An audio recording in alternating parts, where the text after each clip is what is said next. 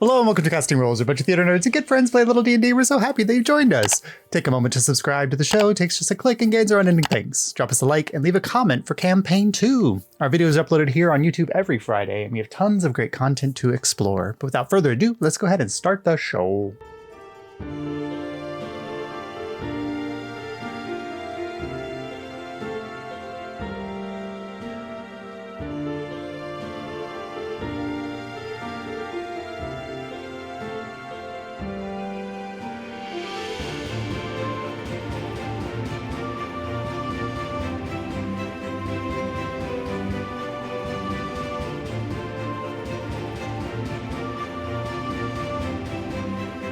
Starstriders! So last time you all finished your race out of the underground city of Jaid Fjell and completed a ritual to cleanse the divine motes of Abraxas and Sathanas, shattering their hold on their avatars in this plane. Lucky prevented Ravik from being overtaken by both of them and empowered him in the process with 2 additional motes to add to his collection.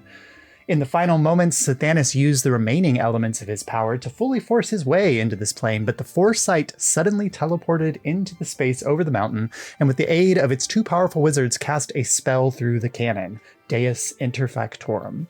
As you all watched, the very being of Sathanas was erased from this plane and all others, his portals and devilish horde deactivating as they were scattered back to the 9 hells. Lucky restored Reardenstone to life reluctantly after healing Jathias, who wanted to leave Jaid Fjell behind forever. As the group connected with the 2 wizards from the Foresight, Bonnie went looking for her cart, which she miraculously found unscathed, and Andulicite headed into the city where you were approached by a guard, which surprisingly knew your name before revealing that he was actually the witch Thalindra in disguise. So we'll pick up there in Dulicite as the flashing eyes of Thalindra appear in the guard's face, and you realize that you are talking to the Witch of the Heart and Dagger. Oh my god. Oh. Hey. Hi. Weird timing. She kind of she smirks a little bit, and she looks around at the destroyed streets around her and people kind of rushing around to everything, and she says, a little bit quieter place to speak, perhaps. And a door suddenly appears next to her, and she opens it and walks through. I'm supposed to... Okay, I think I'm supposed to follow along. Okay. Yeah, okay. And as you pass through, you find yourself in a beautiful sitting room. There's like floating teacups and saucers that are coming over and pouring tea, which she grabs. And as she's stepping into the chamber, her disguise slowly begins to fade away as from the legs up, she's transformed into her witchy self. And then she plops down into a comfortable settee with a cup of tea.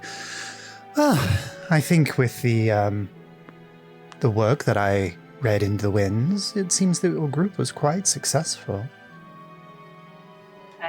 Yep. We did it. Yes. And I think that means that our deal has reached its conclusion. It would seem so. Yes. For my part, let us remind ourselves of the expectations if you were to rid the plane of the devil incursion. And I didn't expect you to rid the plane of the devil itself, but, one can't ask for better outcomes. I'm to repair the world seed, is this correct? Yes, those were the terms, yes. Good. I would be happy to install it back in its rightful place within the temple now that devils can no longer cross into this realm for you. Okay, sure. Yeah. I only have half of it, right? She kind of makes a motion, and suddenly this dove appears in the air, and in its beak, it is holding a small little treasure chest. And it flies over and lands on your shoulder. The moment another My throat. Okay. The moment another bird kind of touches you, Dottie like ruffles her feathers a little bit. But Thalindra says, well, once you have all of the pieces, you can just put them in this treasure chest here, and the bird will return to me, and I will be happy to put them into the temple and stop any potential future incursions from planes of our choosing here. Okay, great. Okay, that sounds great. Well, that's it. Good. Everything is finalized. Nothing else for us to work through. I don't Danger, think so. danger, I know. danger. Seriously. No, I think our deal settled and everything. And Dulisite, you are very keenly aware that there is another element to the deal that she is glossing over. What is it, like going into the Feywild? Yeah. So when would you want us to return for the Feywild section? Oh, you still wanted to go on that little excursion with Yuna? Well, yes, and I gave Yuna my word as well. I would take hers, so Well. can't exactly go back on that side of it. Well, I suppose if you are still going to carry through with a deal that you made with not even a witch, but an apprentice, I suppose that I shouldn't stand in your way. I would appreciate that. She snaps her fingers and, like, peeking out from a back room in this chamber, you see Yuna. She's like, is it okay for me to come out now? Hi, Yuna. She kind of comes out and she has, like, a overstuffed pack on her back. Oh. And she's like, okay, so this is exciting. And she has a bundle of flowers, which she hands to you, Dulisite. Oh. And they are flowers that are not of this, like, you don't recognize these flowers. If you want to make an Arcana or a nature check on them, you can. Oh, I'm so excited already. This is the best gift anyone's ever given me. Oh, I only rolled a 2. I'm too excited. I got like a 6. I don't know what the fuck these flowers are. These are crazy. They're flowers. Yeah, they're definitely flowers you don't recognize. And it's hard for you to be like, you've seen flowers now in Highwall and in the area around the Deepwood. So you probably are just assuming that they're from another area of the world. But Sure. Yuna kind of sees you studying them and she says, oh, these are Fey Wanderers. They only grow around portals, and they have the ability they will more vibrantly bloom in the presence of an active Fey portal. Oh, okay. Thank you. I'll certainly take those. And they kind of look a little like lilies, but the leaves are these like almost navy blue that descends into a vibrant purple at the heart.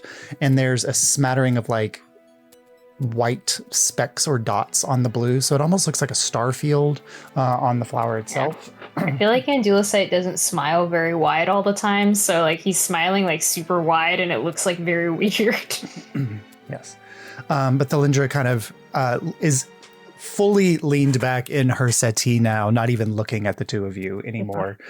She's like, well, if you must take my apprentice away for a time, I do entrust that you will make sure that she returns safe and hale.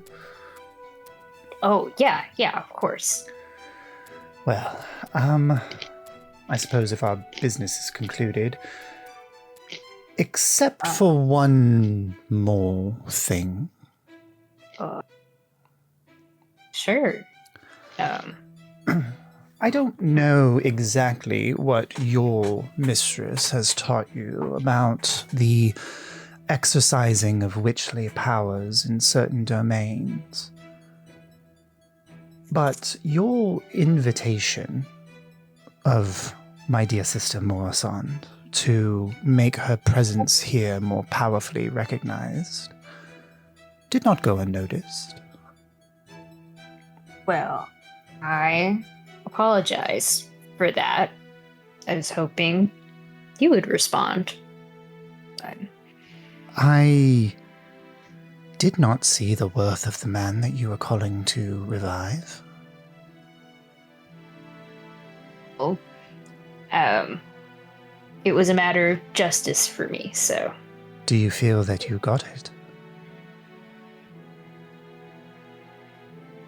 I'm still sorting that one out, but it is double-edged sword. Careful. When you tread into the domain of hearts and daggers, you may find yourself plying the trade that I call my own. Stick to the crossroads and to the sight. Thank you for your kind advice. It is much appreciated. Neither kind nor advice. Got it.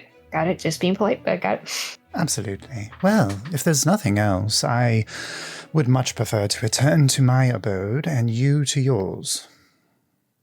All right, Una, anything else you need? No, I think that I'm all good. My Lady Thalindra, is there anything that I can do before you? And Thalindra says, did you finish my laundry?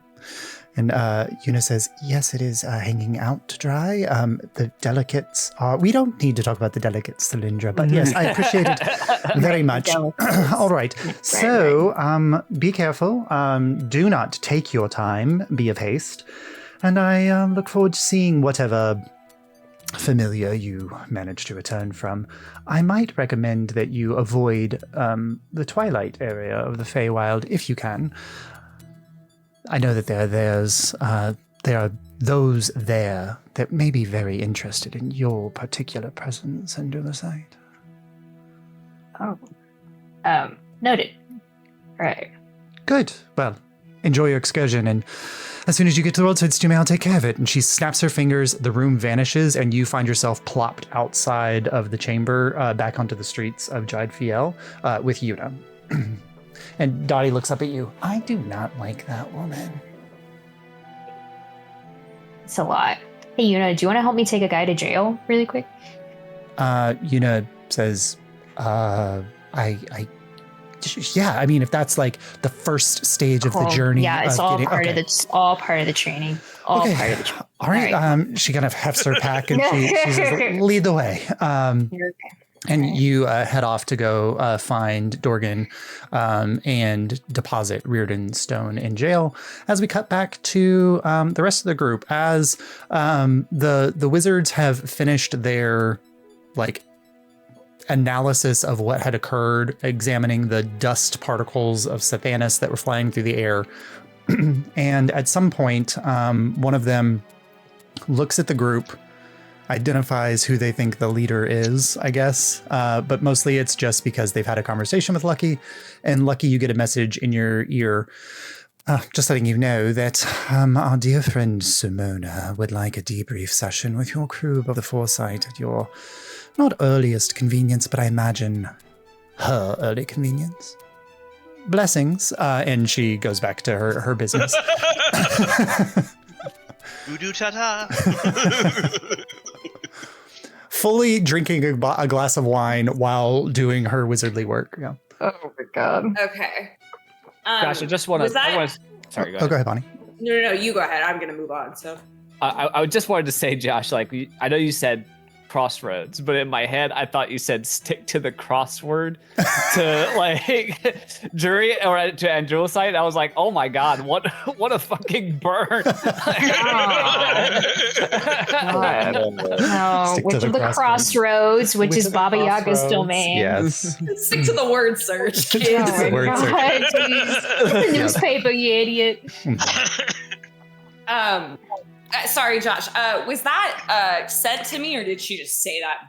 She sent a message, like a standard message cantrip in your direction. Oh, okay. That cantrip. Sure. Okay. I was like, please don't make me have to respond to that. Okay.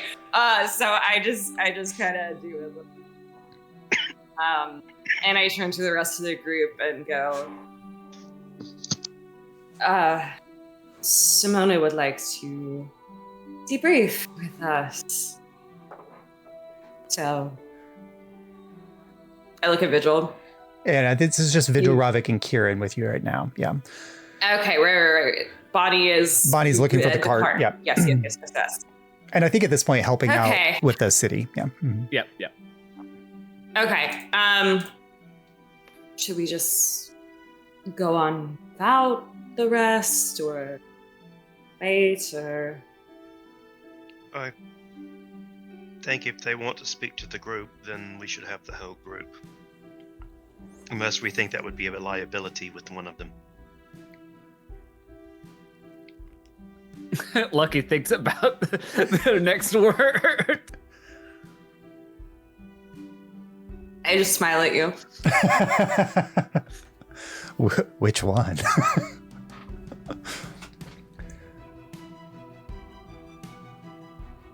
All right. Well, we can wait, or We go gather them and then head up.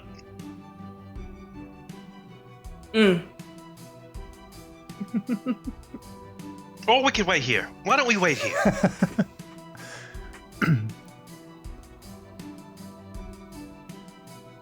Anyone? Bueller? Try to go and pick up the others. No sense in making the lady wait.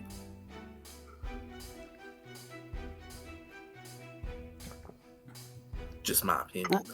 Right then, off we go. All right. Lucky, do you travel with Ravik and Kieran, or do you stay back with Vigil? no. no, I'm okay. gonna chill with. Wait, hold on. I'm gonna go over to what's her name, and I'm gonna try to persuade her to give me some of the wine. Oh, it doesn't even require. It does not require a roll at all. The moment she sees you approach, she just summons a wine glass in the air, and a bottle appears and pours a hefty chug of wine to you. I was wondering when someone would ask to share a drink. I mean, if you're so kind to offer. Cassandra and I, we find ourselves going through bottles of wine, but there's this wonderful thing that we can do. And she summons a chest in the air, and she just pulls out like 3 bottles of wine that are floating in the air. And she's like, the gifts of magic never cease. And then she just makes the chest vanish in the air again. And she says, drink up, you may enjoy it. Really not fair that my power is removing the alcohol things and yours is summoning it. It does seem a bit weighted, I'm afraid. I just feel like it makes sense. Wouldn't a cleric have the ability to turn water into wine? That seems much more pleasurable. You would think. Is there something? I will. Oh, go ahead. I will take a sip of the wine. Is it good? Oh, it's fantastic. Like, you can tell, like, Okay. this is in the few times when. Oh, go ahead. White or red? It is red. Yeah, that's what I thought. These are red wine bitches. Red wine bitches. At this point, yeah. Lucky has had the opportunity to sit at fine meals before, especially after they were named a Lightbringer, and this is of the level of the finest of wines. You can probably tell it's the Adronis wines from the volcanic region are the most high quality, and this is probably one of those. I'm glad my tax dollars are going to it. just because of how my brain works, I'm now trying to think what's our equivalent of $2 chuck? Is it like Is that like bad wine? Like It's Trader Joe's. literally like Trader Joe's, but it's not $2 anymore. Okay. It's like $7 chuck now. $7? Yeah. It's the economy's fucked. I don't know. There's Boone's Farm in every dimension. There is. Yeah. I remember when $2 chuck went to $3 and I had a problem. Yeah. Two gold kobold or Yeah. something like that. Like, Random wine facts. The worst wines in Alyria come from Suvinar's Key, because sandy land is not the greatest for growing good grapes. That makes sense. But she kind of motions and she says, I find it so interesting. Are you having troubles with your magic as of late?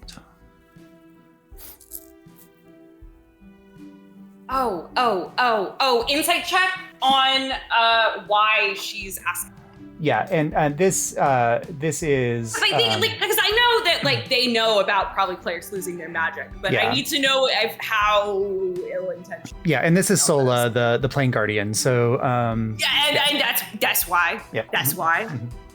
That's so low. Oh my god, Lucky, no. Lucky of all 18. time. No, certainly not. I got a 12. That's Yeah. rancid. So she's like in the, you can see she's drawing runes in the air that you occasionally see kind of take form but then vanish. She's very much just kind of working, and occasionally just like her wine glass is floating next to her. She pauses to take a sip, and it's between sips and work that she just throws this question at you. And you get like, there's a tinge of like, why did she ask? But then in your head, you justify, because you just talked about your magic being one way, hers being another. So it doesn't seem like too weird for her to ask.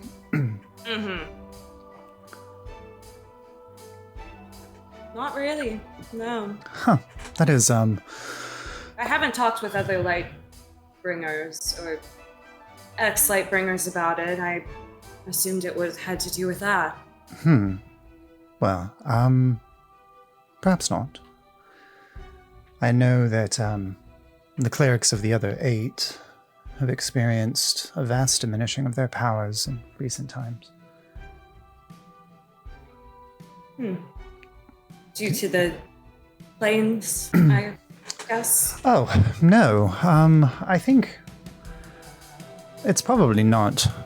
It's hard to know. As arcane workers, we understand that when I look out and can catch a glimpse of the ley lines, that I know where my power is coming from, ultimately.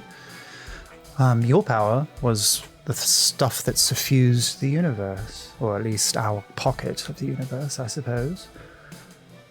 And the originators of that energy have long since vanished at this point, and I think the final echoes of their power are slowly evaporating.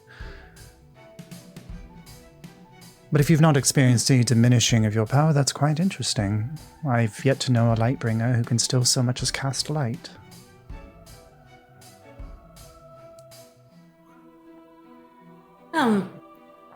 Maybe my faith is just stronger than theirs. She chuckles. Sounds like Shade. Sounds like a skill issue. Yeah. She chuckles. And let's see. Dude, I gotta roll deception, right? I've been like lying out of my ass. I don't know, because I think at some point, like, How deluded are you? so this is a serious question for Lucky, because I would say at the beginning of our journey, that was a completely truthful way that Lucky viewed their power. Is that his faith was just stronger than others, and that's why he was holding on to his power. If you feel the need to roll deception here, it is also an admission on Lucky's part that he no longer sees that as the truth. I gotta roll deception, because I think this is also coming from a place of like, I literally know who's giving me powers now. Yeah. And I'm talking to people who would freak the fuck out about that guy's Yes, absolutely. Yeah. Here.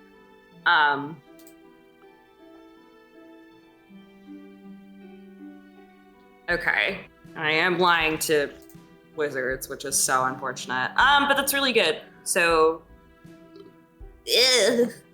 22? 22? Okay.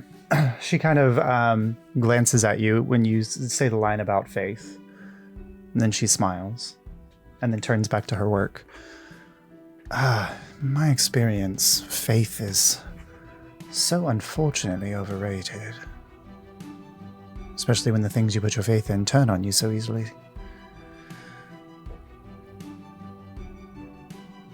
That's probably why you're a wizard. Only I put my faith in the thing that I know that I can always control. Myself.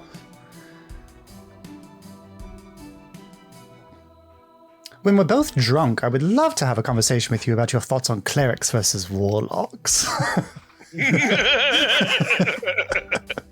Oh. Well, you don't even want to get me started on witches. Do tell. And we'll cut over. Bonnie, you are helping in the streets, and Dorgan Braid sees you kind of working to help kind of clean out rubble, make sure that people are safe and taken care of and getting to where they need to go. There is now kind of an exodus of people leaving areas of Jaid Fjell and heading out of the mountain. You get the sense that they're maybe either setting up temporary shelters on the outside of the mountain or kind of doing excursions into the city on the side of the mountain that's been long abandoned to see how much of that is a viable place for them to at least set up temporary residence. And Dorgan kind of rushes up to you.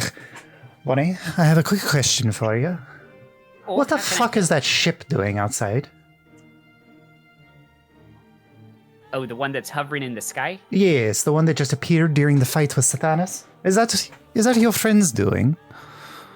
I believe that's the one that we came. No, not the one we came here on. That one is not looking too good. No, that's the Foresight. The Foresight. Yes. And it's on the stoop of my city for what reason? I believe they sensed an incursion and did something to stop it. So, it's not part of your group. It didn't come from you. Myself and my compatriots, no, we did not summon it. Well, I guess as the Lithia and I are the only surviving members of the council that are worth their salt in conversation. Are they honorable people that we would be talking to? Can I roll an insight for Bonnie? Sure. Because Atwood doesn't like these people. Yeah, sure. But okay. So, yeah, this is Bonnie seeing if what's she's Bonnie's actually read on these people? Yeah, Oh, God. A natural 20. Wow. No, So that's a 19. That's purely like, and so like, I don't know what Bonnie's read on these individuals are. Like, you've met the wizards, you've met Simona Ling. You haven't really interacted with the leader of the military who's in the Foresight, nor have you interacted with the captain of the Foresight. So it's just those three really that you've had an interaction with. Okay, so how I'm framing this is Bonnie is not well educated. But she comes from a tribe of people who base their entire existence on raiding, pillaging, and exploiting people who weren't able to stand up for themselves. And I feel like certain traits she can recognize regardless of how they might be trussed up. So, yeah, Bonnie's going to, it's Braid, right? It's Dorgan Braid. This is Dorgan Braid, yeah. Yeah. So she's going to kind of meet him with a level gaze. And she'll still be looking down at him. But she'll say that I'm not the best person to ask about these things. I'm not well versed in the ways of the world. But every time I talk to the men and women of the Foresight, I can sense that their motives are more than just protective in nature.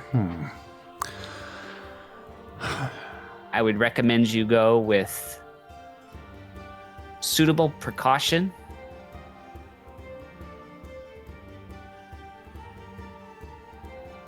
and a pragmatic attitude. Are they here at the behest of those bastards at Eldritch Peak? They're here at the behest of themselves, is what I'll say. Well, thank you for the warning. It has been some time since we've had to deal with any people who view their political well-being as more important than the well-being of our people. I've forgotten how much those of that class see us all as pawns to move. some of this is like news to Bonnie. she kind of just had like a moment of clarity with the foresight. So now she's like she's attaining class consciousness now. This is a communist society. yeah. Well, I appreciate the honesty, Bonnie. I know that Litha has placed a lot of trust in you all, and your actions in the last 24 hours have made sure that I'm going to place a lot of trust in you as well. If you ever need a friend, you always can call on Dorgan Braid. Bonnie will firmly shake his hand. Yeah, he does like a traditional clasp of the wrists, and then he goes back to his work. But as he's turning around, he just says, well, if you ever talk to the bastards on the ship, just let them know that we would like to speak to them at their earliest convenience. I will bring it up. Don't call them bastards, though. It's probably a rude way to start the conversation. I'll make sure not to do that. Oh, good on you. I'll make sure to do that. All right. I'll make sure not to do that. Yeah. All right. Yeah. So, just a shot in the dark, Josh. Yeah. I've been lugging around this cogwheel for the longest time. Does it look? And I've been around enough of Jaid Fjell at this point that I've seen a lot of their machinations and machinery. Yeah. Does this cogwheel look like it was something from them or from something else? So that cogwheel, I can't even remember where we located this cogwheel. It was in our travels from the crash site to I think it was near the lake is where we picked it up. Oh, near the lake. Yeah, no. So the thing that you notice about Dwarvens is that their craftsmanship is incredibly fine, but their machinery is very much relying on simple machine type construction for the most part. They're probably approaching, like, now that they're starting to get artificers within their development. You've got Jathias is one of like the first branch of artificers that are beginning to form within this community. You could probably predict that they would start developing things like this in the near future. But your best guess is that these are probably something left over from the gnomes that you encountered. Okay. Yeah. But as we're done with them, so this will remain a mystery for dozens of sessions to come. As you are kind of looking at the cogwheel, making sure everything is set up, Kieran and Ravik come kind of walking down the center road, and it is impossible to miss Bonnie, Ravik, and Kieran as you see a tall rabbit in the middle of the street, kind of helping clean things up, and you've discovered your friend.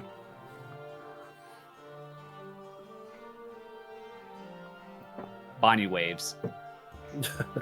So, you seem not unhappy, which makes me think that your house survived. It did.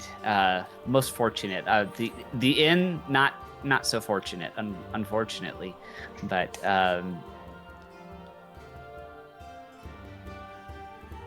yes, I am very happy. They're wanting to talk to us on the ship. Oh, who's they? Simona Ling. Oh, what a coincidence. The surviving local government would like to speak to her as well. Right then, we should head off. We just need to find Undulasite. Have you seen them? No, I have not. Does anybody know where Undulasite scurried off to? I mean, I think you saw him take what's his face, and I think he said he was going. He was going to the jail. Yeah. Yeah. Oh. So let's head to the jailers. Okay. As you all make your way into the Steel District, Jathias and Dulasite, you are able to deposit not the corpse, Reardon Stone at the jailhouse. I tried hard to not make it the corpse gush. The person there is like, I'm sorry, you want me to put away our city leader into the jail cells? Yeah, he summoned the whole devil thing and put his son in. Just ask what is her name, Josh? Litha. Yeah. Just ask Litha Vane about it, and she could tell you all his many crimes. Okay. Well, I suppose I can put him up here until Dorgan gets back and see what. This is beyond my pay grade, I suppose. Look, just put him in the jail cell. Oh, okay. Make a person. Do you know what I did? Anyway, sorry. Make an intimidation check. This poor guard. Do you know what I did? No. You're literally out of the mayor in jail. I only rolled an 8, so my voice cracks really badly, and I start crying in the middle of it. So he you grab at him, and you're taller than him, and he just kind of you can put me down now. Sorry. Okay, well, a lot of emotions are happening right now. I can see you're having. Sort my way through that. Are you okay? Are you doing all right? My friend is so mad at me. He's not a town guard. He's a social worker. My friend is so mad at me right now, and I think maybe everyone's gonna be mad at me, but it's okay. Okay. Well, I suppose I can take this off of your hands, and then, if perhaps, I don't know. Dorgan will be back soon, but you look like a trustworthy sort, I suppose. I hope you are okay. I hope that you and your friend. And then he goes. That means so much. Oh, okay. All right. Yeah. And so Reardon Stone is, you don't see him put him in the jail cell. You probably get the sense that he's going to confirm before he locks up a leader. But yeah, Reardon is still unconscious. And he's going to be until someone heals him or he takes a long rest. He is delivered. And as you are walking out of the foundry, where the Steel Legion barracks are, you see Ravik, Kieran, Bonnie walking alongside the cart in your direction. All right, Yuna, I guess we'll go meet back up. Oh, right, okay. She kind of hikes things up. Do I look okay? I mean, do I look presentable? Do I look like a witch on a mission? That's too forward. Sorry, I'm not a witch. Do I look like an apprentice on a mission?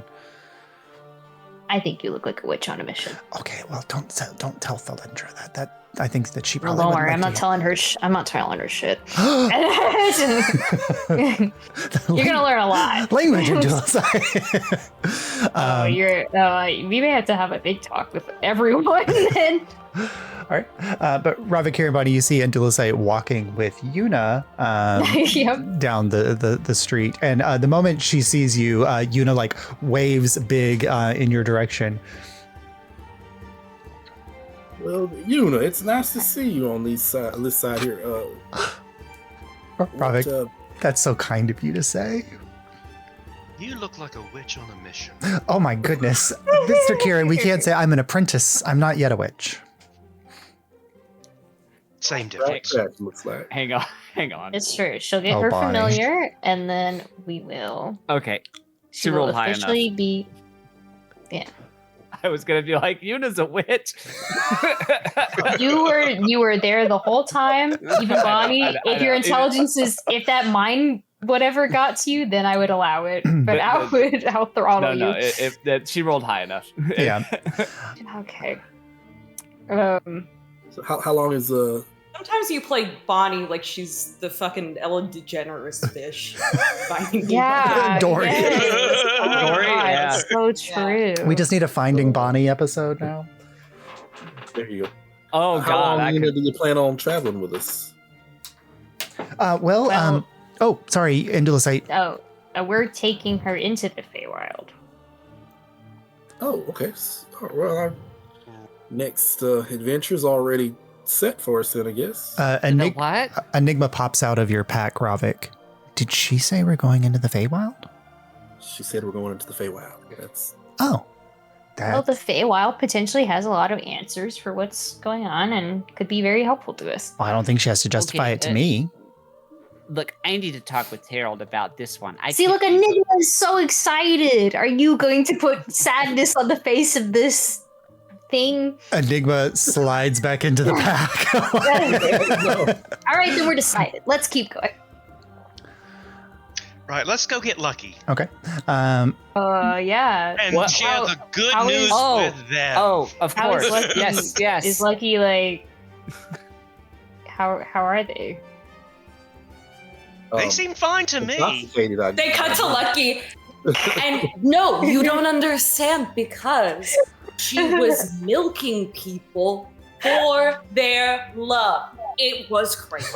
At this point, fully, Cassandra has like summoned a lounge chair, and it is just floating in the air next to you, and she's just like, "Oh my god, I knew that witches were a mess, but this is just." Tell me more. Somebody's got to get lucky. Ew, nasty. All right, and then we cut Don't back over. ever say that again. Lord, and then we I cut. didn't say it the first time. It's not my fault. All right, and then we cut back over to after Indulusite has asked, "How's Lucky doing?" Yeah. Lucky's not getting drunk. Lucky's just like wanting to do anything but like deal with everything that's happened today. And I think is like trying to make sure we stay on the good side and like endear ourselves to these two. So it's not like I don't think like being completely like fake about it, but like there is, you know, a bit of a calculated Gratitude. effort. Yeah. You were talking to Sola, and Cassandra has found her way over to Vigil and has like not pulled Vigil away from you, but you can tell that she's like, like on Vigil's shoulders, and Vigil just keeps very like stiffly like looking in your direction, like is this what I'm supposed to continue doing? Distracting the wizard? I look at him, and then I look down at my hand where the ring is, and then I look at him like, are we gonna do something about it? Like, I kind of just look at him like, wait a minute, how much longer we got? Yeah, you've heard him at multiple times in this conversation with Cassandra say, "My partner Lucky," and Cassandra's just like, tell me more about Lucky, as they're having a little, yeah. So I'll wreck his ass, and I'll go over and just be like,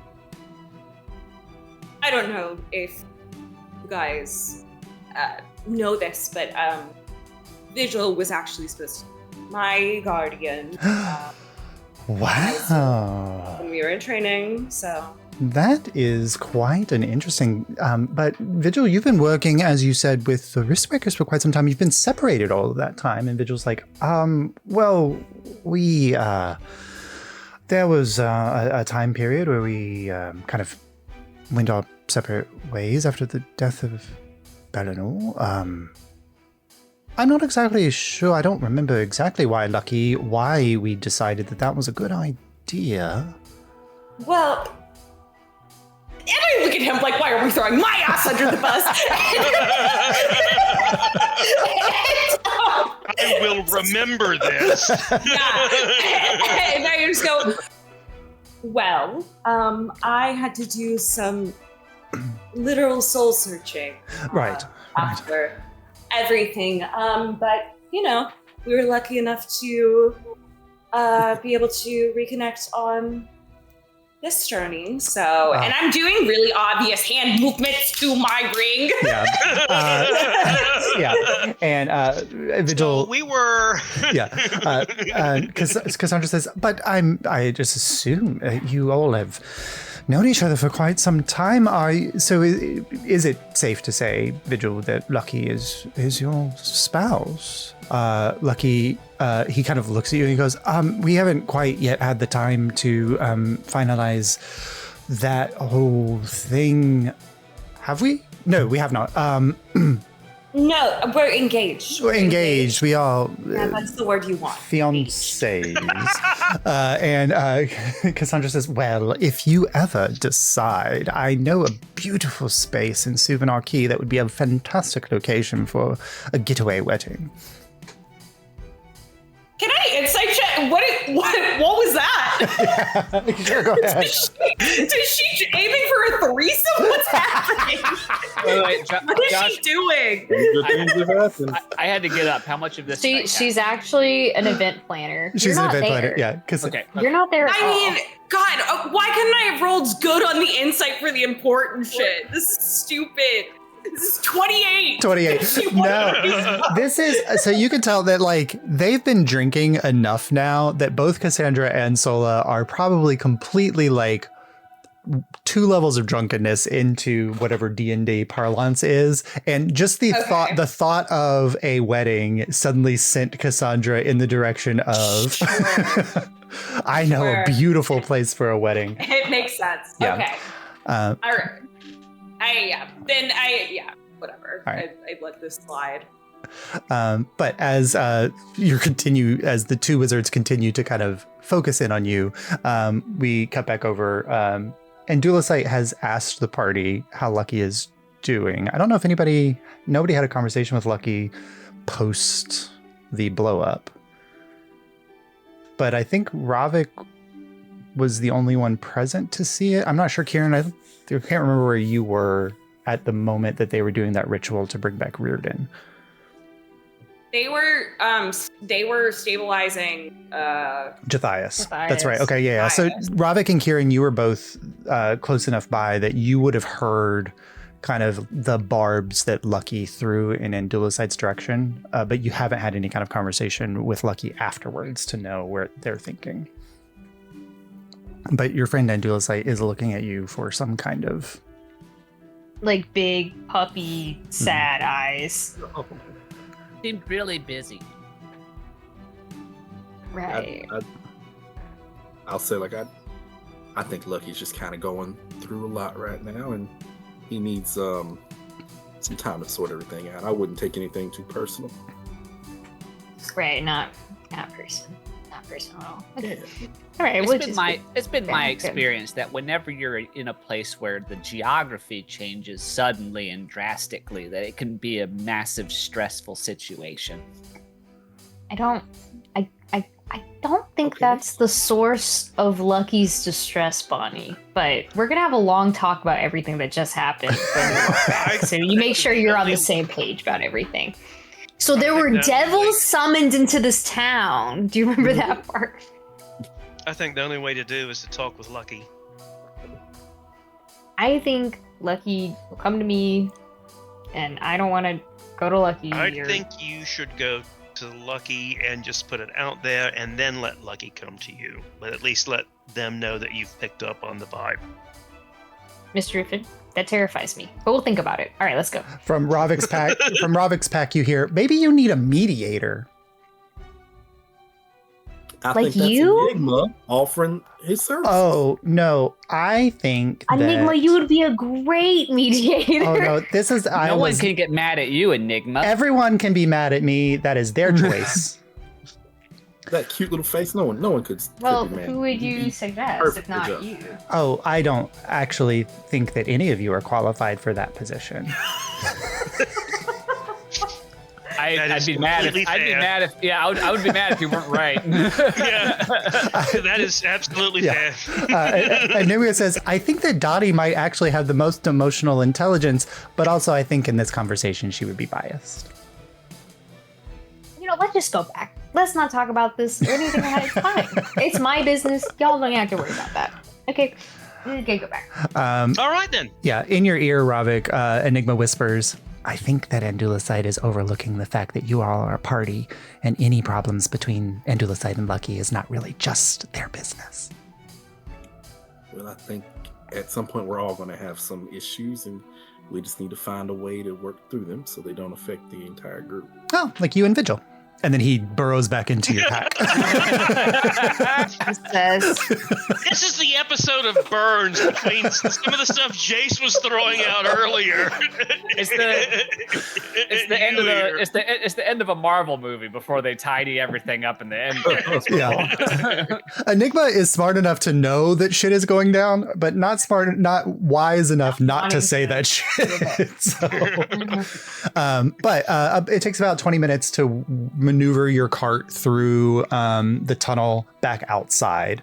And Lucky, over the last 40 minutes or so, as your team has been off in search of people, you've started to see dwarven individuals coming out of the tunnel, and kind of some are going and setting up makeshift tents and things in a field. Some are heading up. Do I see anybody that looks if I see anyone that looks really in need of healing, I would definitely abandon this conversation. Yeah, so for the most part, you're seeing a lot of very superficial wounds, as it tends to be in any tragedy. There are many people who are mildly injured.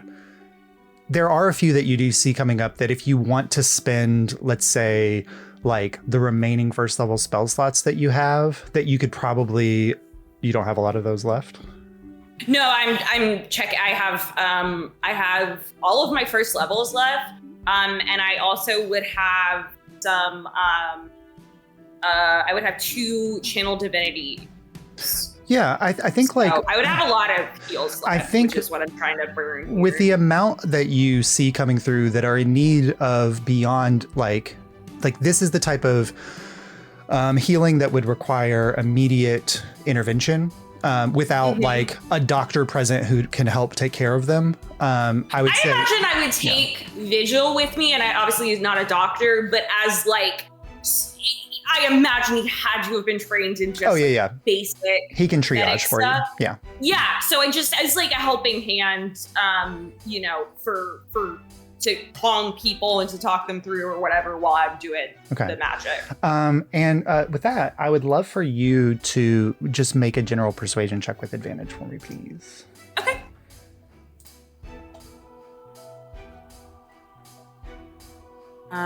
Ooh. Okay.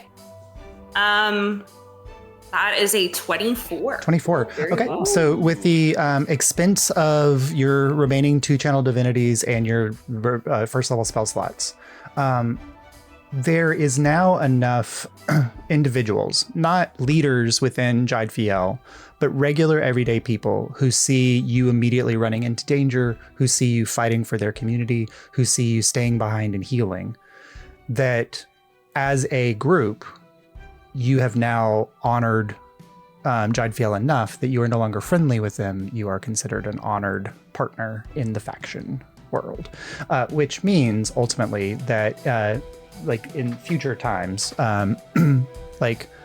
Lithavain will be able to be called upon to aid your group. At addition, she is now a summon basically for your group. Nice. Awesome. And while you're working and healing, there's a moment where the channel divinity goes off, and 3 or 4 people who are walking with kind of broken legs or arms or things kind of shrug off, and immediately they're trying to pay you or give you money in exchange.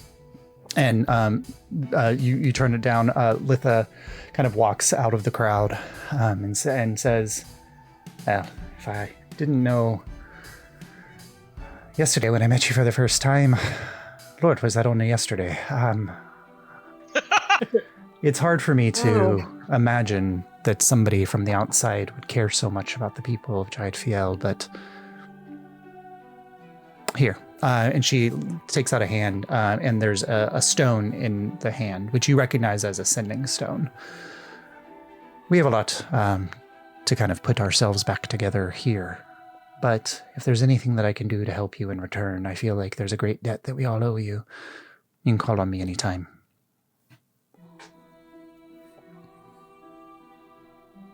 I can't see. I've seen everything the world has to offer, but I think your people are an especially resilient Well, when you were ancestors of the stones, you have to be. Everything wants to weather you, erode you away. But you stand firm, and that's all you can do. But it helps to have friends. And it's good for us to remember that. Thank you. She nods and she is continuing to shepherd people. She's trying to guide people towards the city, the lower levels of the city on the mountain, because there are structures there. There's protection. But coming out of the tunnel kind of shortly after her group leaves, you see the motley crew of Ravik and Dulasite, Kieran, Bonnie, the cart, and Yuna heading out in your direction. Yeah, I mean, I'll stand and go. Get over to them. Yeah, Vigil, before they get within earshot, he goes, "Are you okay?"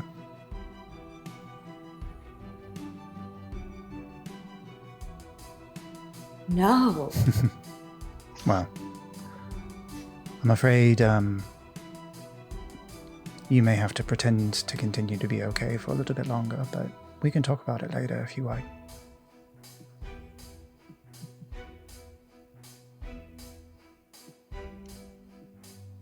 I'm not going to tell you to be nice to Angelusite, but... It's a lot more. It's a lot more than Angelusite. Well. But he is a big part. But Lucky says that with like a kind of like, it is a little bit of a joke to Vigil, kind of alleviate. He smiles. Because it's true. Yeah. Some of the seriousness. He smiles and then says, well, remember that regardless of whatever oaths I said to protect them, you are my focus. And I'll be here when you need something or someone. Thank you. And around that time, the rest of the crew gets within earshot. Mm-hmm. We'll have Did I must have abandoned my wine while I was healing people. That would have been insane. Okay. Healing with one hand, please. I love it. That's insane. That's insane. You get a heal. You get a heal. I think Lucky is a little more serious about things than that. Yeah. But that's a fun, different cleric build. The wine. That's the Kieran cleric build. For sure. I want to see it not for the healing with the wine glass in your hand, but for like accepting the favor from the city, like with the wine glass in your hand. Like if you ever need anything, call upon it. Yeah, sure, okay. And then Lucky, you see Yuna's with us. Mm-hmm. Hi, Yuna. Oh, hi, Lucky. It's good to see you. You look fantastic. That just can't be true after what the last 48 hours have been. Very sweet. Well, I think I haven't heard anything about anything that's happened, but I do know that you all clearly had a very successful mission. Bonnie kind of looks back at this shattered city. Hey, it was about to be a lot more fucked than this. That's true. They were so for real. It right literally now. was about to be actually hell. Actually hell. I think we'll settle for a whole fucking punch in it, Atwood. Just ignore the hole in the side, the god side hole in the side of the mountain. She doesn't say anything. Got the wily coyote like you, you. Atwood the player. I'm not talking about your character.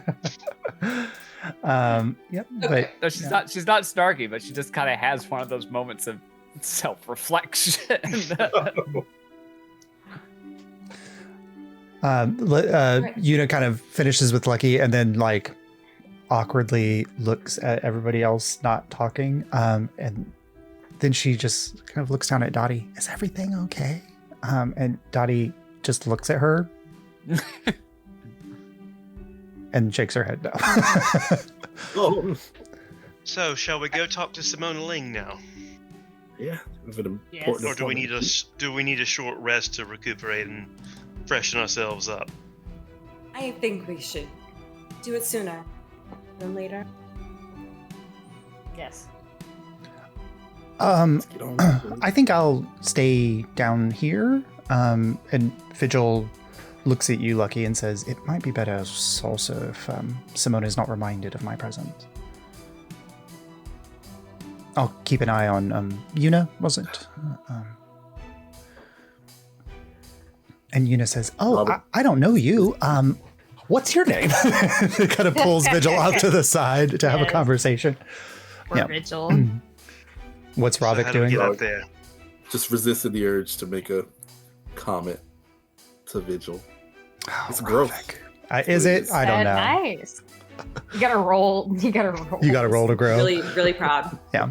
roll Constitution. She would have known. Vigil was there for. Was he there? Oh, that's right. He All was that. there. Yeah. He was there. So he was so later silent in on. the. He was so silent in the. They She probably just wouldn't didn't have talked recognize him. directly. No. So okay. that So makes instead sense. of who are you, it's just like I didn't get to know you, and he pulls Yeah. Yuna off to the side, and they're having a conversation. Yeah, he was really mad at me for a lot of that. So I That's think true. he was He really was. silent. He was. True. Why are Um, you so mad at each other? because he looked at he looked at Ravik specifically, Dreamcatcher, and Yeah. saw all of the times that Ravik was thinking and dreaming about Lucky. So Mm-hmm. What's that got to do with Lucky? exactly, that's the problem. All right, but yeah. So those your two NPCs are off to the side, and you guys are free to talk or plan. Oh, is there anything specific that we need to sort of keep to ourselves? We had this conversation, I think, last time, and we basically said we have to tell them about all the, like, what literally happened in Jaid Fjell. Yeah. But that we wanted to leave. Did we say we wanted to tell them about the cult or not? Because we know that they're tied We to think they the Outer know Plane about. stuff. We think they know about the cold already. Yeah. So we should just tell them about the cult, I think is what we decided, Yeah, right? somebody did also say, I think it was Kieran maybe, because Kieran knows the history of in his world, the Star Speakers, about powerful people who go to them and then come back as friends of them. That I think there was that concern about sending really powerful people to go talk to them, but I don't know where you guys landed with that. As a good warning to I them think as well. I hate saying I think Simona should know. Yeah, I think it's not a They're bad idea. if it's a religious cult, Simona's gonna want to Yeah. know. I think. I think we yeah. just have to properly warn her of Yeah, they're the Well, shoot first, ask questions later when Yeah, it comes I mean- to them. That might be a good Yeah, distraction. and you all did say specifically that you were not going to mention the divine motes. Yes, that was the big thing. yes, that's I think the big That's one what to it keep was. out. Yeah. Mhm. I knew there was something. Yeah, I guess it's that and it's mostly that, right? The Mhm. primal stuff. I don't know. In a complete waste of a spell slot, suddenly there's a pop as Cassandra teleports and is literally right next to Ravik and has her hands on Ravik's shoulders, and then goes, "So, now that you're all gathered, are you going to go see Simona now or keep her waiting?" We're ready to go now. Oh. Well, I was hoping that you would continue to keep her waiting, that bitch. All right. And she sends up a flare into the air, and a device lifts off the deck of Lucky the Feet foresight. And Dual-Side replaced. Yeah. I know that they're trash, but unfortunately, they are so fucking fun. They're so iconic. so fun. And there's a level when you get to a certain amount of power where it's like, who's going to tell either of these ladies to stop, to shut up or stop talking? They have 0 fucks left. They to have give. no fucks to give. And they're slightly drunk now, so it's only compounded. You see this device or object lift off the deck of the foresight, and it looks almost like what you're seeing in Dulicite as you're looking up at it, because you don't necessarily understand this type of technology. It almost looks like a 4-leaf clover that is slowly rotating and falling through the air. But as it comes down, you realize that there is some kind of like metal basket or something that is attached to these rotor wings that are like 4 large like leaf shaped that are rotating around and picking up the wind and giving it lift as these like mechanical magical helicopters kind of descend down and open up. And a pilot kind of sticks his head out as he opens the door and sticks his head out and he goes, "Hi, Cassandra sent out the flare. I suppose that means you're ready to head on up." That would be a yes. Okay, room for 5. Please jump aboard. Careful with weight distribution. Not going to ask about weights and sizes, but try to split it up evenly, halfway. Otherwise, we might tip over on the side, and that would be a bad way to start our day. All right, go and have a seat. Look at Maybe I'll Bonnie, stand. and then look at Why are you all looking at me? Well, Bonnie, I'm you're not heavier. looking- I'm you're walking heavier in than too you. Yeah, really, if you want to split it in half, it's like Andula side on one side, Yeah. everyone else on the other side. Maybe I'll try to stand towards the back. Yeah. Santa? the dead center. I'll the stand dead in the center. middle and try to like balance it best Yeah. I can. As you enter in and he kind of pulls the door closed and he goes and sits up in this like weird basket thing where he sits in and then it pulls him forward. So he's kind of leaned half over. It's almost like on a speedy course on like a bike race where they're leaned over completely and he's got these joysticks in these joysticks in his control.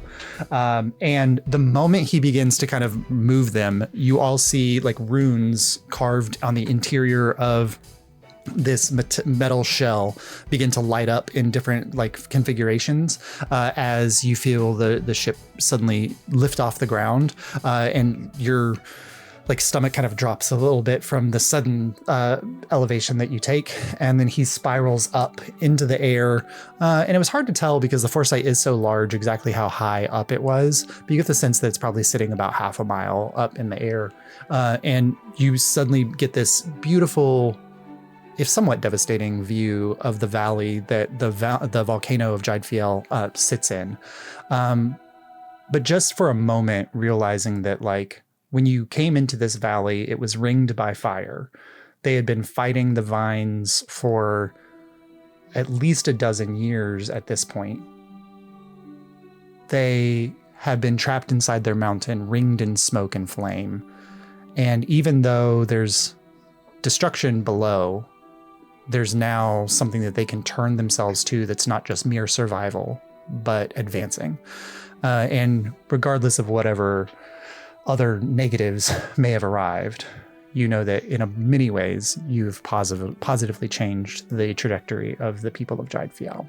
As the ship finally lands up and lands on the deck of the Foresight.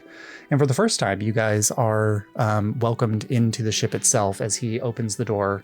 And immediately the wind hits you from this height and you're up on this like teak lattice deck that has 10 or so other exact like devices like this one that are resting ready to go. And he kind of motions for a door that heads into the upper level cabins of the Foresight itself. And he says, the important ones are waiting in there. I guess when you're ready to go back down, just knock on the outside of the helicopter, not the helicopter, the copter. I'm going to be taking a nap. Ooh. All right, then. Pretty smooth ride, Bonnie. We might want to see if we can get you a little upgrade to the cart there. Attach one of those to the top. I don't trust this thing at all. Just a thought. Just a thought. Where are the wheels? All right. You all head inside, and you can tell that like the way he directed you, there's like an upper tier area where you can imagine that the captain is keeping an eye out over the ship and also in the direction. And this was kind of a lower tier to that. So you didn't have to walk up these stairs to get to it. But the moment you walk in, you can tell that like the interior of this vessel, made out of iron and metals of all kinds, the moment you walk in, this section at least is meant to give the appearance of being a wealthy home. These are the upper stewage caverns, and like walking in, there's like a main salon area where Simona Ling is currently in conversation with somebody that you've seen before, but I don't think you guys have ever had a conversation with. This is Asmir Rathara, the Master of Arms of the Radiant Legion. And she is having a conversation with Simona. And the moment she sees you all approach, she kind of whispers something in Simona's ear, and Simona turns and looks in your direction. Well, Star Striders, it's wonderful to see you all safe and hale. Please, have a seat. Anybody need something to drink or some nourishment from your excursions? Water, please. Water, absolutely. Can we take 5 real quick? Yeah, sure, absolutely. We can take a 5-minute break. All right. So Simona offers you all refreshments before kind of as she's taking stock of the group in front of you. Good. I prefer to get to business as well. And she just kind of sits down and makes a motion for you all to sit. There's she's not sitting at like an official table, but there are chairs around the area. And she takes a seat and then kind of leans back and waits for you all for a moment. Well, it seems that your first excursion into the purpose of your journey into Highwall is concluded with some success, I hope, with restoring our connection with Jaid Fjell. Bonnie, weren't you saying something about... Yes, the remaining leadership would like to have a word with you. Oh, good. Then you have a strong enough connection with them that they would be willing to speak to us, which is more than we could say for the multiple times we've reached out to them for the last 10 years. I deem that a success. But your point of contact here should be a gentleman named Dorgan Braid. Dorgan Braid. She kind of takes a notepad and makes a note. Braid. Maybe don't mention the family name. Good point. And she kind of makes another Those note. who went to Highwall aren't held in the highest regard. Yes, we were quite aware that part of the funding of this excursion coming from Eldritch Peak may be a negative appellation for you to walk in on. I apologize if that caused any concern. But the aftermath aside, the very fact that Dorgan is willing to speak to us is good. Thank you, Bonnie. So, that part out of the way, your first journey with the expedition, the whole purpose that the Highwall expedition was funded, is now finished. I imagine we will maintain some element of troop here to maintain connections. But before we finish today, there are other interests that I think that the 5 of you may be well suited towards spearheading. You've proven yourself well enough, I think, to be trusted with something else. However, I would like to know more about what happened here. Specifically, why did we have a devil incursion in Jaid Fjell? I'll recap Sure. that he had been encroaching on the mountain for a long time. He wanted to use the mountain to do this whole ritual. He managed to, get his little claws in, and we managed to hold him off long enough for the foresight to... Was there any indication in any of your work that he was working with anyone outside of this continent?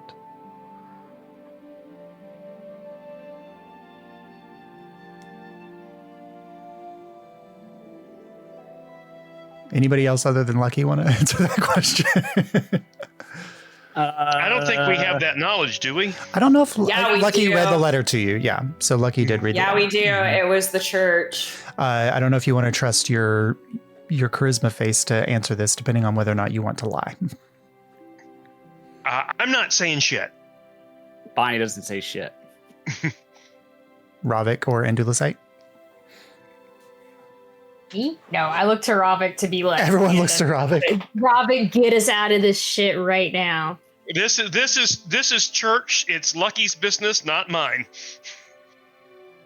You're muted, Ronnie. Mhm. I have perception. Well, what all do we want them to know to help? I'll take it, but back me up. Give me advantage on this somehow. Yeah, Ravik, listen so you can throw in. I should do this. This is a question. This is a question softball to me. I'll say one of the council members here was a former cleric who later transferred his worship over to the devil. He likely had points of contact around the continents. One we specifically know of is... Have you heard of the Cult of the Comet? Have I heard of the Cult of the Comet? Do you refer to those who call Starfell home? Yes. They were working with Reardenstone.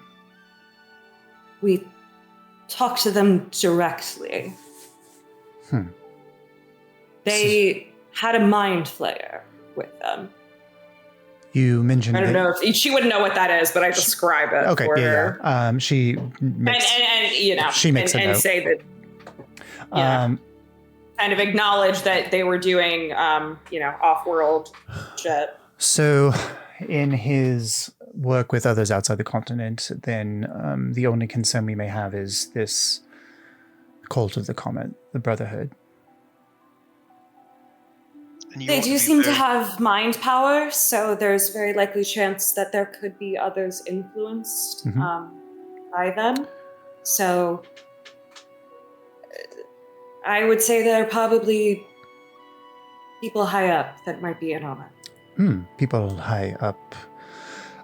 Clerics who, in searching for divinity to worship, high up in that nature? Could be anyone. That's the insidious thing about these. Lucky, she's rolling an insight check on you. Yeah, this is. She's asking such a tardy fucking question. I hate this bitch. That's why Kieran was trying to disrupt. Yeah. These. No, I gotta go head to head with her for a second. She knows what she wants. 28 again. Okay. I hate this woman. Okay. So she is trying to read you for a moment and doesn't get anything from it. But Kieran, she turns to you as you begin to speak and is listening to you. But yeah, Lucky, you get if you want to roll an insight in return against her, you may. Yeah, absolutely. Not as high. 21. 21. So what you get in the sense of in her looking at you is less she's not looking for confirmation for something she already knows. She's looking for, like, you've mentioned a priest who turned, you've mentioned potential high up people that are compromised. And her first inclination is, do I need to worry about other priests? Do I need to worry about others who are looking for divinity in the world where they've lost theirs? And looking at you, she doesn't get anything from you either way. But she does turn to you, Kieran. You were saying, Kieran? Just... They have a way with mind alteration. So direct confrontation, unless you've taken steps to protect yourself, isn't the way to go. Well, I have heard stories coming out of the Starfell and around the Veltland of people finding purpose with this group. And frankly, I always thought that it was probably too good to be true for what was being reported. It is very, very dangerous. Then When I they will. say that they're like-minded, they're not. It's not a euphemism. She's They writing are. down. Mhm. They are of one mind. Interesting. Well, they have so far remained very isolated, targeting their message to mostly small areas. I think there was a time once where they came to the capital, but it didn't last very long. This was 10 or 11 years ago or so. But since then, they've mostly kept themselves around the Veltland. I will send a trusted excursion to report on and check in on what is happening there. Thank you. If one of their tents comes to your town, burn it down. Don't ask questions. Burn it down, then sift through afterwards and see what you find. Interesting. Well, I will take that under advisement, Kieran. Thank you. So, Devils, we've already had an issue with your previous work with primals. Are there any other planes that we need to be concerned about? Well, the devil was fighting a demon. As I think we've learned that they are doing. No, now that they no longer have a central authority keeping them in check, they seem to be vying for power in one way or another, as entities of such right tend to do.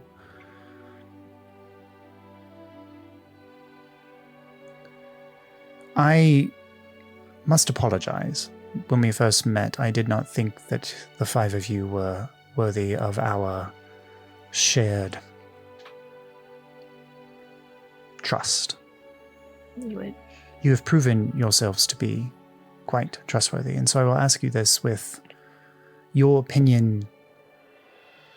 Know that when I leave this place, once the Foresight returns, that my first meeting is with our leader of our government to report on things.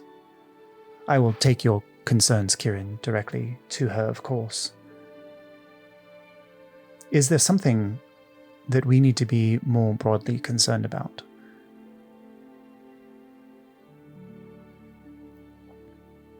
What do you think is the main issue driving the challenges of the day?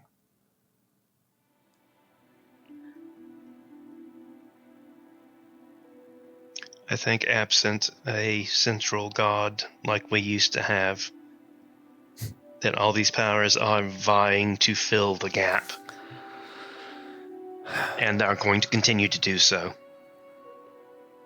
She kind until of... one of them comes out on top. Yeah, she looks down for a moment.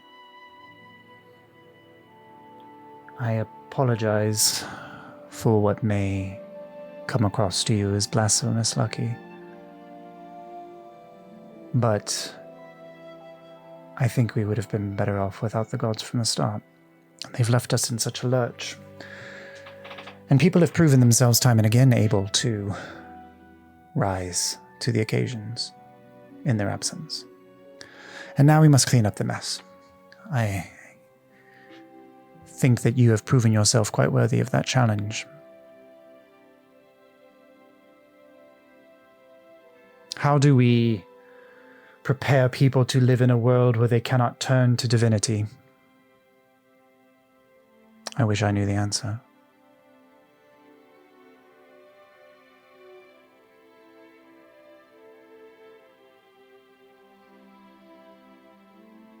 She kind of is studying each of you. Bonnie's definitely not thinking about almost. End of sentence. It's not thinking. Period. I heard there may be some places you want to point us to next to be going to. Yes. Well, I will let you know against advisement that the government has launched 2 additional expeditions I specifically was fine with one, but was not the other. And your work in uniting disparate tribes and reconnecting with organizations that may otherwise distrust our presence leads me to suggest that you head to become the leaders of the expedition to Asole.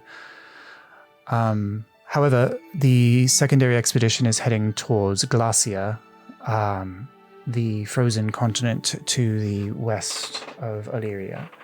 There have been some interesting... there was a troop of researchers from the Violet Conclave that headed that way earlier this year and discovered some interesting readings that matched some of the things that you were also discovering in your work here.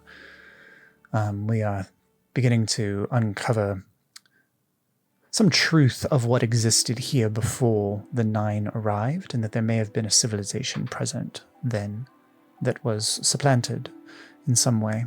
And there were some ruins uncovered in Glacia. Asole is a slightly more problematic excursion. If you are unaware, it is the ancestral home of our dear friends, the Nuavians. And... Insight check. yeah, go ahead. The Nuavians? That deer was pretty... Oh, I'm 19. We got some modifiers. Hold on. What's my insight? It's increased now because of your level up. Yay! Yay! Yay. 24. 24, which beats her 23. Yeah, so you... Yeah. I don't think Ravik, other than a random connection to Abel, a BOEA, when you were younger, I don't know what Ravik's opinion of the Nuavians are, as they tend to not have a very positive relationship with the Tidewarders. However, what you get the sense of is not any kind of personal hatred on Simona Ling's part for the Nuavians. She is saying something that is like, the governmental line is that Nuavians are our friends, that we have a positive working relationship with this other kingdom that has proven itself to be technologically superior in many ways to us, and also worthy of our respect. There is no underhanded from her side that sees the Nuavians as less than that, but you can also tell that she is saying something that is politically expedient, but maybe not politically accurate. Pretty obvious, though, right? It's not, it's like there's no personal animosity from her towards the Nuavians. It is... as far as the political... Yeah, like the political nature of the relationship between the Anovirians or the Alyrians and the Nuavians is not as easy to define as we are friends. They're not in open conflict with one another, but there is open competition. It's historical fact that biggest rivals tended to be the biggest trade partners. Yeah. Mm-hmm. Yeah, like this is probably, right now we're thinking like this is very much like China and the US right now. Like two very powerful entities that could at any point in time go to war with one another and are choosing at this moment to remain friends. Mm-hmm. However, they have not made a direct claim one way or the other to the continent of Asole, and we are not intending to make a claim there as well. However, there have been similar readings as what we found in Glacia that you all discovered here in Highwall, and the Violet Conclave has been doing a search broadly and have found elements of those on multiple continents. We know that it is not safe for us to travel to Suvenar. And also, the continent of Maladin is still overrun with far too many terrors for it to be a safe journey.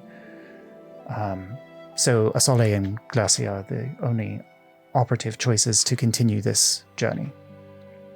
What were your misgivings about this expedition? I do not think it is wise to poke a sleeping dragon.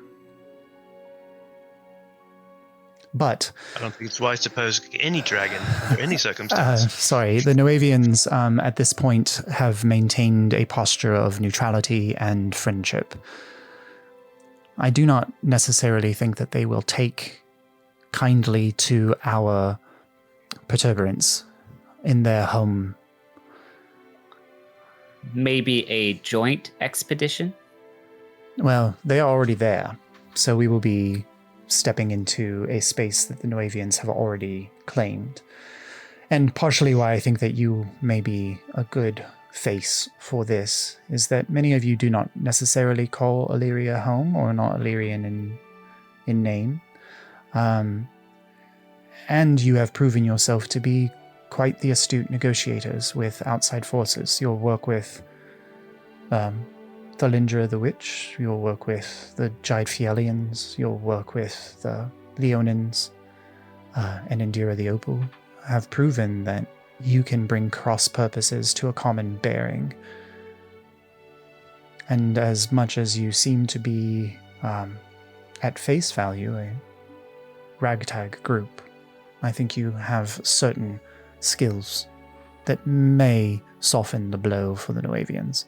But if not, I think you would know how to extricate yourself from the situation without causing a broader political backfire. Basically, you don't think we'll start an international incident? No, I think that the very nature of launching the expedition has already started one. I'm looking for you to prevent it from becoming a conflagration. But if you would prefer to travel to the frozen north, I think your expeditionary know-how may also be beneficial there. You've seen things that no one else has, and you've also seen things that others have seen and not lived to tell the story of. If it is to be believed, there's a organization that is using these ancient temple structures for their own workings. Those are the two most easily accessible.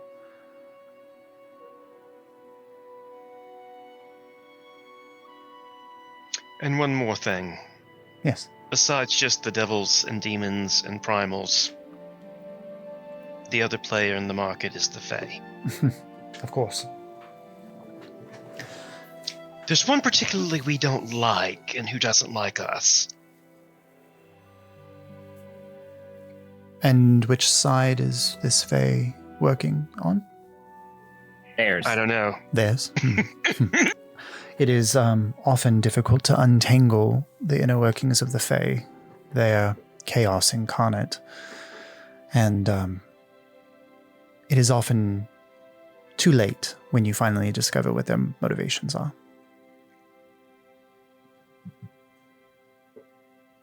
He just mainly seems to be an asshole. Thankfully, I've not had too many interactions with the Fae, but I've heard that that is a common thread. Well, I think as Kieran, there's no need. Kieran, there's no need to be crass. Assholes serve a purpose.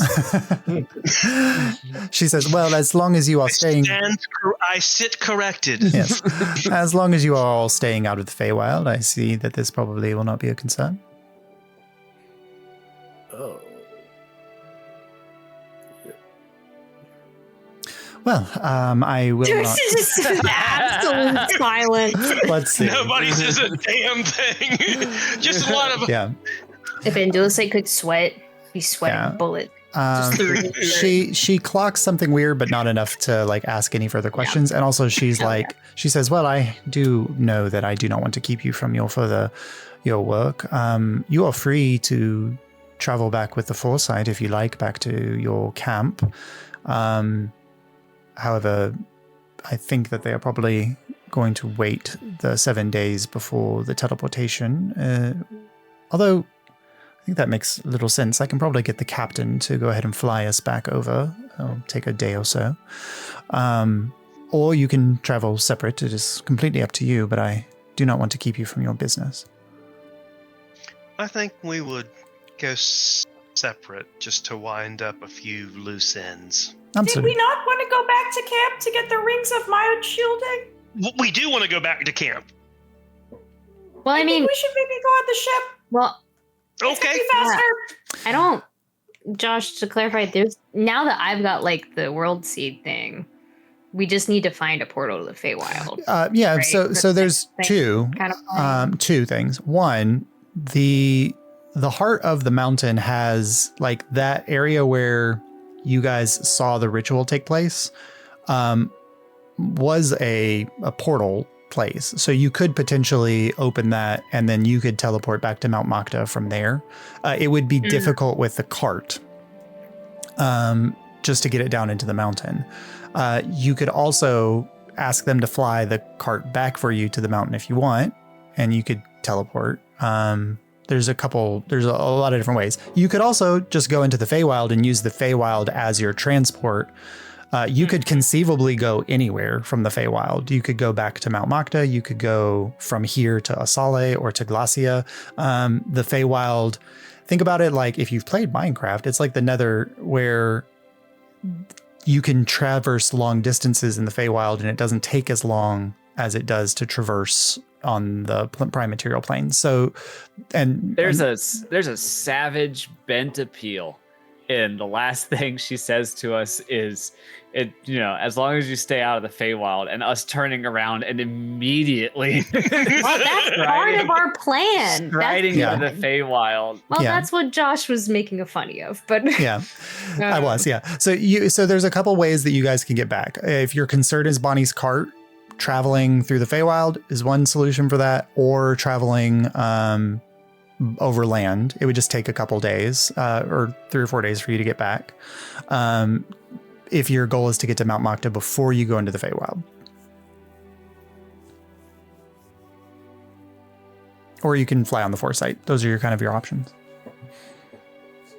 because if we fly we- back to camp, would it be fairly easy to find a portal into the Feywild, or would we have to like trek out and find one of those veins? To I kinda have a slip lot of that into? area mapped. You do have a lot of the area mapped, and also because you have the Fey Wanderers, those flowers will make it much easier for you to find one. Oh, okay. You know specifically that there was a portal between Mount Makta and the Leonins. When you went there, that's where you had that first interaction with the Fey portal. So you know at least where one is. yeah. And how far out from camp is that portal? It was less Is than that a day. It was. Well, yeah, then we might as well fly back. I think, yeah, take the flight back, regroup at camp, yeah. figure out who's coming with us to the True. Feywild and make sure we're set and get our items, whatever, restock, and then go. Okay. I think is the Yeah, the I agree. true- All right. So Sounds good. yeah, a question for all of you then is, do you think that the work that you need to do between now and an entrance into the Feywild is something that is you would like the session time to go through, role play reconnections with individuals, or do you want to just cover some of that with like, here's what we need, here's our checklist? How do you guys want to approach that? I think my vote is for macro, and then pick back up session with going into the Feywild. Is that how you guys want it? I agree. Yeah. Yeah, that works for me. There is one more conversation I want to have in this session. Sure. but- Yeah, we can end up there, and then what we can do is like you guys can send me like here's the checklist of things that, and you can talk about it outside, and then you can bring it to me. Here's all the things that we need, and then so we can pick up right with entrance going into the Feywild at the beginning of the next time we're all playing together here. But Lucky, who did you? Or we could pick up next session. It's the last day of camp. We're getting ready to leave. Here are the things that we've done. Yeah. And then we could quick cut to the thing. I'm not about to have the conversation anyone thinks I'm about to have. So that might I love be that. the move. If we want to resolve some group stuff, I'm not about to do that. So we can let we can let that fester until the next arc. So you're who would you like, Lucky, to end today's session with? As we're walking out, I flip back on Simone and go, "Can we talk alone?" Oh, Yes. She kind of looks down at a timepiece next to her. She has had an hourglass kind of timing this conversation, and you see that there are some grains still in the stand. Yes, I still have some time. And I remind me, is the Radiant Legion person still in this room? She left the chamber when you all came in. Mhm. Okay. That I wait for the others to be like gone. Sure. I mean this alone. Yeah. And I look at her and I go, I'm going to cast Zone of Truth now. And I do that. Okay. Without permission. All right. She chooses to fail the save. I also fail. And she doesn't know that, but I do.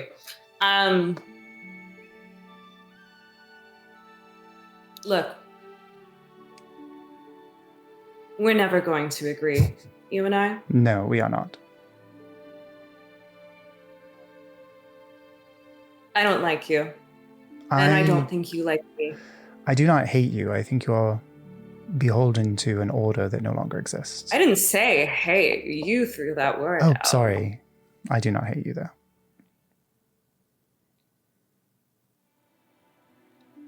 I pity you. Following religious advice, I see not to hate anyone.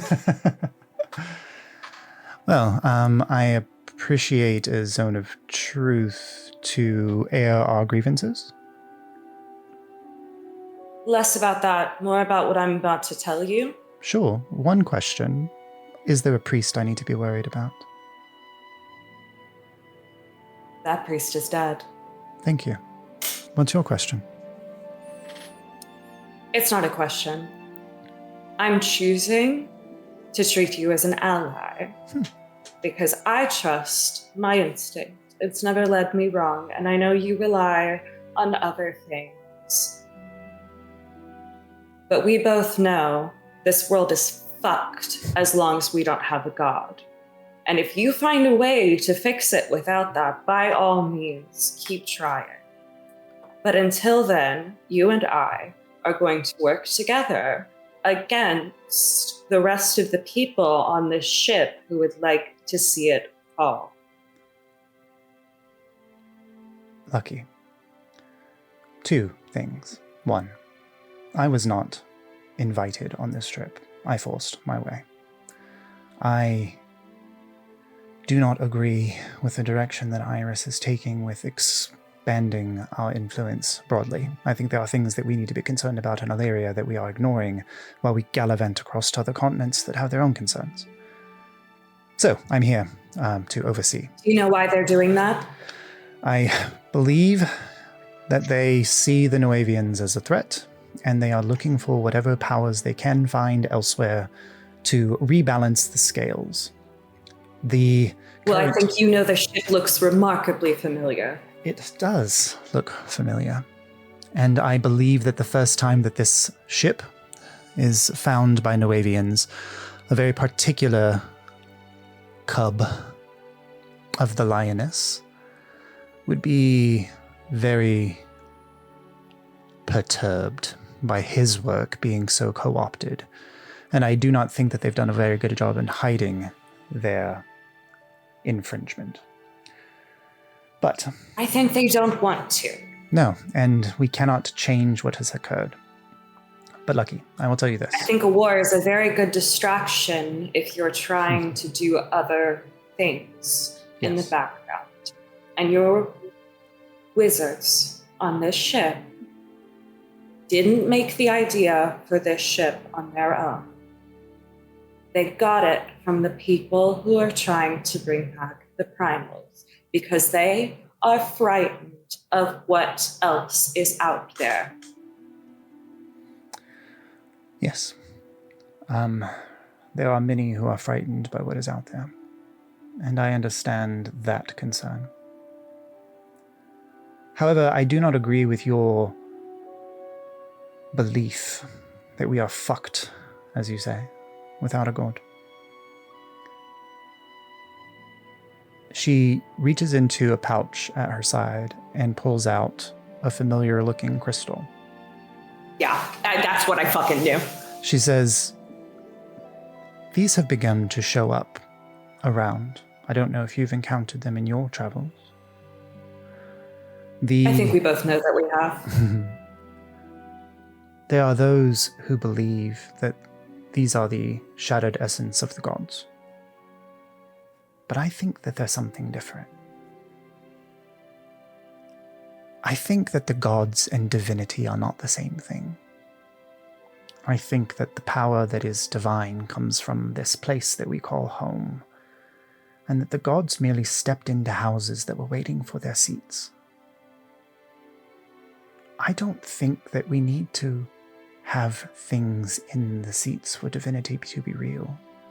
I think we can be divine, and not in the sense that I can become a god. I think that we, as people, can be divine. I think we can fill those houses.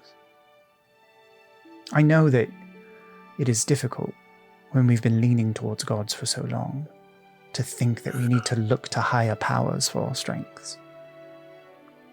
But I think we are diminishing the powers that we have ourselves. But you may still prove me wrong. But it is my belief that people are enough. God, fuck, you're such a good politician. God damn it. Well, as we are looking at this, I am glad that we have been able to form an agreement, if not an alliance. I think you and I may disagree on the question, but I think that we agree on what matters most, and that is that we serve people, and that people deserve a life worth living. Is that correct? We do. Well then, lucky. And it's around this time that you feel the spell. I look forward to seeing where your group goes from here. You've proven me wrong. So have you. Good. And I really hate saying that. And the last few grains of sand fall through the hourglass. And she says, I apologize. I do have another meeting to get to. I have one more question. Yes. This is just... What's your house? What's my house? My house is truth.